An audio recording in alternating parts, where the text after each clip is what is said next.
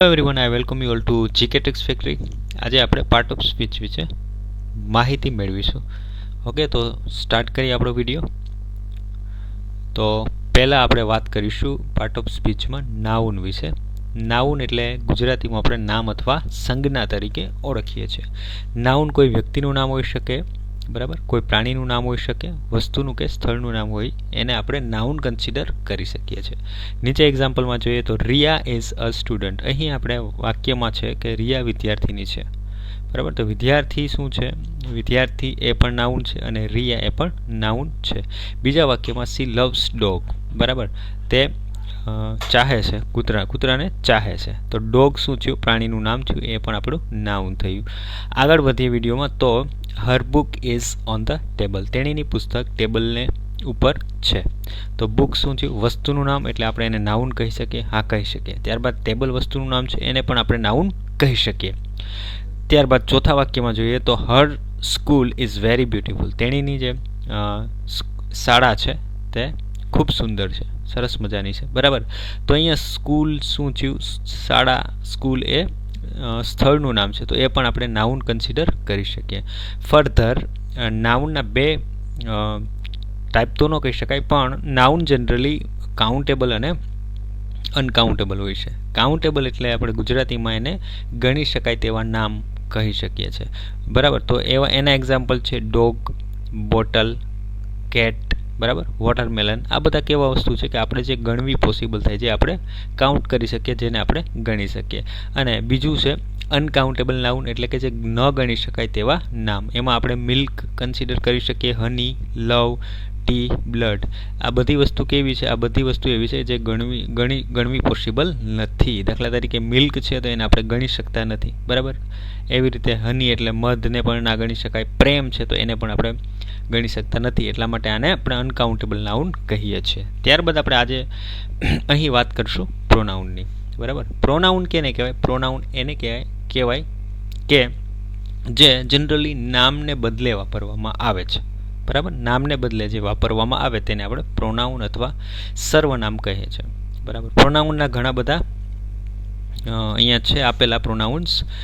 એમાં આપણે જોઈએ તો આ બધા કોમનલી યુઝડ પ્રોનાઉન છે, એટલે કે સામાન્ય રીતે જે વપરાય તેવા આપણે અહીંયા લિસ્ટ આઉટ કર્યા છે. આ સિવાય પણ ઘણા બધા પ્રોનાઉન્સ છે, જેવા કે I, we, you, he, she, it, they, his, her. આ બધા કોમનલી યુઝ થતા હોય છે. નીચે એક્ઝામ્પલમાં જોઈએ તો Rohan is a student. Rohan વિદ્યાર્થી છે. His father is a farmer. અહીંયા મેં પાછું ફરીથી રોહન્સ ફાધર એવું નથી લખ્યું, એની જગ્યાએ મેં કયો શબ્દ વાપર્યો છે? હિઝ. તો હિઝ અહીંયા શું થયું? નામને બદલે, બરાબર, રોહનને બદલે હિઝ વપરાયું છે, માટે હિઝ આપણું શું થયું? સર્વનામ થયું. નીચેના વાક્યમાં જોઈએ તો આપણે અહીંયા રોહનની જ હજી વાત કરીએ છીએ. હી લાઇક્સ ટુ પ્લે ચેસ. કોની વાત કરીએ છીએ? રોહનની. તેને ચેસ રમવું ગમે છે. કોના વિશે વાત કરીએ છીએ આપણે? રોહન વિશે વાત કરીએ છીએ. તો અહીંયા મેં રોહન નથી વાપર્યું, એના બદલામાં જે શબ્દ વાપર્યો છે એ શબ્દ છે હી, અને જે નામને બદલે હી વપરાણો છે, માટે એને આપણે સર્વનામ, નામને બદલે વપરાય એટલે કન્સિડર કરી શકીએ. તેવી રીતે નીચે વાક્ય ત્રીજું છે હી ઇઝ ન્યૂ ટીચર. તે નવા શિક્ષક છે, બરાબર. તો અહીંયા પણ હી પ્રોનાઉન છે. ત્યારબાદ યુ ઓલ આર સ્ટુડન્ટ્સ. તમે બધા વિદ્યાર્થીઓ છો. તો મેં અહીંયા બધાના જે વિડીયો આપણો જુએ છે એના બધાના નામ લીધા નથી, પણ મેં શું કર્યું છે? એક શબ્દ વાપર્યો છે જે નામને બદલે વપરાયો છે, યુ, બરાબર. તો યુ આપણે પ્રોનાઉન તરીકે કન્સિડર કરી શકીએ. વિડીયોમાં આગળ વધીએ તો વર્બ, બરાબર. વર્બ એટલે કોઈ પણ પ્રકારની જે ક્રિયા કરવામાં આવે છે, બરાબર, એને આપણે વર્ડ ગણી શકીએ છીએ, બરાબર. વર્બની આપણે વ્યાખ્યામાં જોઈએ તો ક્રિયાપદ કરતા શું કરે છે, બરાબર, અથવા કરતા શું કામ કરે છે, બરાબર, એની જે એક્શન શું છે, ક્રિયા, એ દર્શાવે છે. અથવા કર્તાને શું કરવામાં આવ્યું છે, કે કર્તાની સ્થિતિ શું છે, એની કન્ડિશન શું છે, તેનું વર્ણન કરે છે, એને આપણે ક્રિયાપદ કહીશું.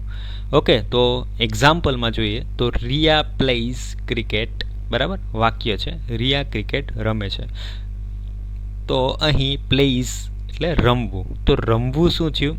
એ આપણું વર્બ થયું. નીચે વાક્યમાં C can run very fast. તે ફાસ્ટ દોડી શકે છે.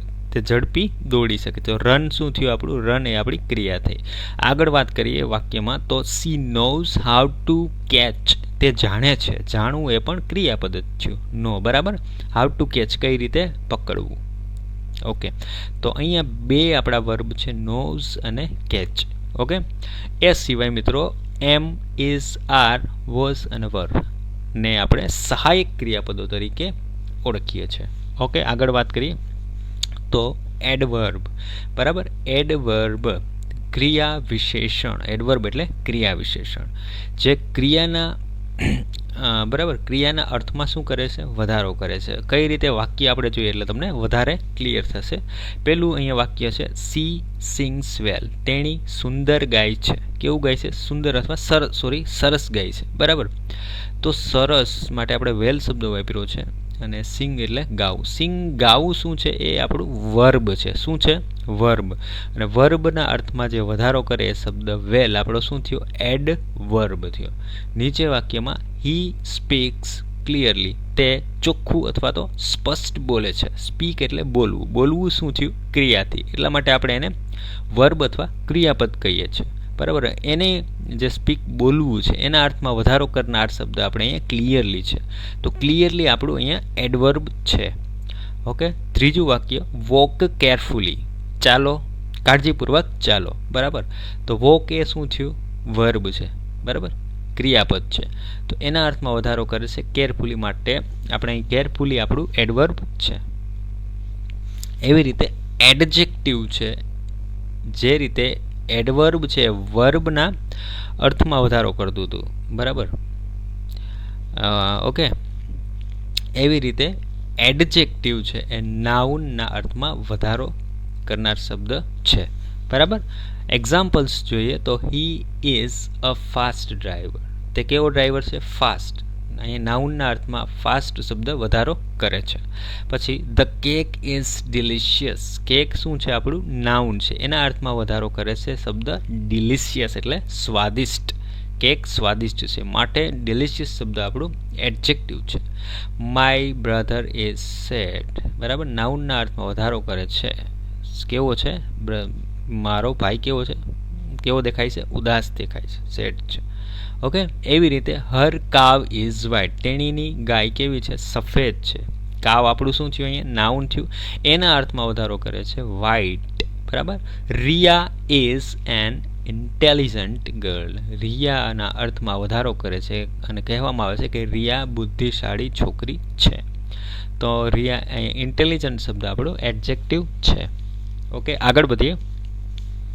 કંજક્શન. તો કંજક્શન એટલે સંયોજક. સંયોજક એને કહેવાય કે જે જોડવાનું કામ કરે એને આપણે સંયોજક કહી શકીએ. કોને કોને જોડવાનું કામ કરે? તો વાક્યો હોય કે ઉપવાક્યો હોય, આ બંનેને જોડવાનું જે કામ કરે છે એને આપણે સંયોજક કહીએ છીએ. કેવી રીતે જોઈએ? અહીંયા આપેલું છે Riya and Siya are sisters. Riya અને સિયા બંને બહેનો છે. તો આ અહીંયા જે છે એને જોડવાનું કામ કોણ કરે છે? એન્ડ. પછી બીજા વાક્યમાં જોઈએ તો Ram or Shyam will come with you. Ram અથવા તો શ્યામ. બરાબર, રામ અથવા તો Shyam will come with you. આ તમારી સાથે આવશે. બેમાંથી એક આવશે. બરાબર, તો અહીંયા જોડવાનું કામ કોણ કરે છે? ઓર. પછી નીચે એક્ઝામ્પલમાં Raj worked hard but he failed. રાજે ખૂબ પ્રયત્ન કર્યો, સારું કામ કર્યું, સખત મહેનત કરી પણ તે ફેલ થયો. બરાબર, બટ શું કરે છે? જોડવાનું કામ કરે છે માટે આપણો સંયોજક છે. આ સિવાય પણ ઘણા બધા સંયોજકો છે. આપણે અહીંયા ખાલી બેઝિક કન્સેપ્ટ ક્લિયર કર્યો છે. આ સિવાય સંયોજકોમાં બીકોઝ છે, although, besides, therefore, so, if, yet અને આના સિવાય પણ ઘણા બધા સંયોજકો છે. ત્યારબાદ વાત કરીએ પ્રિપોઝિશન. પ્રિપોઝિશન એ નામયોગી અવયવ. બરાબર, પોઝિશન કંઈક દેખાડે છે. બરાબર, મોટે ભાગે નામ કે સર્વનામની પહેલાં મૂકવામાં આવે છે. ક્યાં મૂકવામાં આવે છે? નામ અથવા તો સર્વનામ છે એની એક્ઝેક્ટ પહેલાં. જે સામાન્ય રીતે કઈ કઈ વસ્તુ દર્શાવે છે? સમય, બરાબર, સ્થળ અને દિશા દર્શાવતું હોય છે. એક્ઝામ્પલમાં જોઈએ તો the dog sat on the table. કૂતરો ક્યાં બેઠો છે? ટેબલની ઉપર. બરાબર, ઓકે. બીજા વાક્યમાં the ball is in the box. બરાબર. દડો ક્યાં છે? બોક્સની અંદર. બરાબર. તો આ શું દર્શાવે છે? જગ્યા દર્શાવે છે, પ્લેસ. બરાબર. He was at his home. બરાબર. એ ક્યાં છે? ક્યાં હતો? એના ઘરે હતો. ઓકે, તો એટ આપણું પ્રિપોઝિશન છે. રાજ જમ્પ્ડ ઇનટુ ધ વોટર. રાજે કૂદકો માર્યો. ક્યાં માર્યો? પાણીમાં. બરાબર. તો અહીંયા આપણું ઇનટુ શું થયું? પ્રિપોઝિશન થયું. બરાબર. ત્યારબાદ આ ઉપરાંત ઘણા બધા સંયોજકો છે, જેવા કે with, for, of, by, among, between, during, because of ને ફ્રોમ વગેરે આપણા પ્રિપોઝિશન છે. ત્યારબાદ વાત કરીએ ઇન્ટરજેક્શન એટલે ઉદ્ગારવાચક શબ્દ. ઘણીવાર આપણા મનમાંથી ઉદ્ગાર નીકળતો હોય, તે પોઝિટિવ હોય અથવા તો નેગેટિવ હોય, તે બરાબર લાગણીને વ્યક્ત કરતો હોય છે. તો એને આપણે ઇન્ટરજેક્શન અંગ્રેજીમાં કહીએ છીએ અને ગુજરાતીમાં ઉદ્ગારવાચક શબ્દ કહીએ છીએ. એના એક્ઝામ્પલ નીચે જોઈએ તો હુર્રે ઇટ્સ સન્ડે. બરાબર. આ જે હુર્રે શબ્દ છે આપેલો, એ શું છે? આપણો ઇન્ટરજેક્શન છે, ઉદ્ગાર એક નીકળેલો છે. બરાબર. અને એમાં એક્સક્લેમેશન સિમ્બોલ પણ આપવામાં આવતું હોય છે. ત્યારબાદ બીજું વાક્ય bravo, we have pass the test. બરાબર. તો આ બ્રાવો શબ્દ શું થયો? આપણો interjection. Yum, the tea taste fantastic. ચાનો સ્વાદ કેવો છે? ફેન્ટેસ્ટિક, જોરદાર છે. તો યમ શું થયું આપણું? અહીંયા ઇન્ટરજેક્શન થયું. Alas, the poor man lost his purse. બરાબર. ગરીબ માણસ એનો જે પર્સ છે એ ખોવાઈ ગયો છે. બરાબર. તો આ જે દુઃખની લાગણી વ્યક્ત કરવામાં આવી છે. બરાબર. તો આવી રીતે દુઃખની હોય અથવા તો સુખની લાગણી હોય, એ આપણે ઇન્ટરજેક્શનની મદદથી વ્યક્ત કરતા હોઈએ છીએ. બરાબર. તો આ સિવાય ઘણા બધા ઇન્ટરજેક્શન્સ અવેલેબલ છે, જેવા કે વાવ, શ, ઉપશ, ઓ, યે, યા, યાહુ વગેરે પણ ઉદ્ગારવાચક શબ્દો છે. Okay, thank you for watching, and also explore GK Tricks Factory for more videos related to English grammar and GK Tricks. Thank you.